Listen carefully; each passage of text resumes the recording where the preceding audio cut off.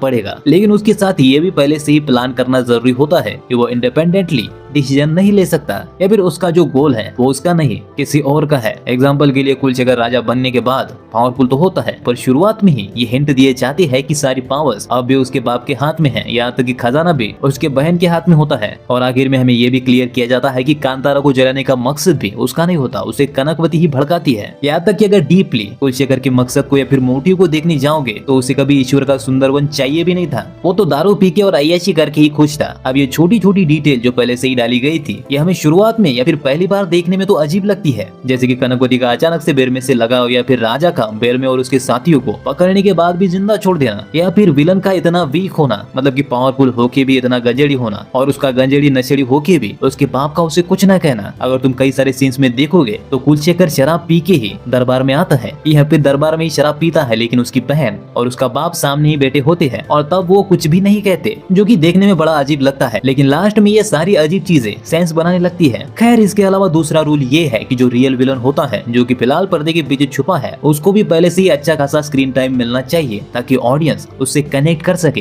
Character का connection बहुत जरूरी है ऑडियंस से, लेकिन साथ में जब उसकी असली आइडेंटिटी रिवील की जाए तो वो प्रॉपर दिल तोड़ने वाली गद्दारी फील हो, ना कि रैंडम ट्विस्ट। अब इसका बढ़िया एग्जांपल भूल भुलैया 3 है, जहाँ पे शुरुआत से लेकर लास्ट तक राजकुमार देवेंद्र का स्क्रीन प्ले में कोई भी योगदान नहीं होता। यहाँ तक कि हम उसे साइड कैरेक्टर की तरह भी देख नहीं सकते, क्योंकि उसे स्क्रीन टाइम मिला ही नहीं, बस थोड़ी सी जगह उसे स्क्रीन टाइम दिया जाता है। और हमें ये रिवील करने से पहले की बात कर रहा हूँ, रिवील के बाद जो उसकी कहानी दिखाई जाती है वो नहीं। इसलिए वो चीज फील तो होती है, मतलब उसके लिए बुरा तो लगता है, लेकिन हमें साथ में ठगा हुआ भी महसूस होता है, जैसे कि धोखा सिर्फ देवेंद्र के साथ नहीं हुआ बल्कि हमारे साथ भी हुआ है, क्योंकि उसके पास्ट के जो सीन्स होते हैं उसमें हमें अंजू और मंजू को ही दिखाया जाता है, जिसकी वजह से लास्ट में जब विलन रिवील होता है तो हमें ये पे ऑफ से ज्यादा धोखा लगता है, क्योंकि हमें देवेंद्र के बारे में कुछ पता ही नहीं था। लेकिन ऋषभ ने इस बात का भी अच्छे से ध्यान रखा है, इसलिए कनकवती और बेरमे की लव स्टोरी को प्रॉपर टाइम दिया जाता है और उसे हम नॉर्मल लव स्टोरी की तरह अपने दिमाग में बिल्ड करते करते चलते हैं, जिसकी वजह से क्लाइमैक्स में जो रिवील होता है वो पे ऑफ की तरह फील होता है। साथ ही में उसके बाप का भी अच्छा खासा स्क्रीन टाइम दिया गया है। वैसे इस फेक एंटागोनिस्ट के अलावा एक और चीज है जो कांतारा की स्क्रीन प्ले को बचाती है या फिर एनहांस करती है, और वो है डुअल एंडिंग। जी हाँ, मूवी में एक नहीं बल्कि 2 एंडिंग्स डाली गई है।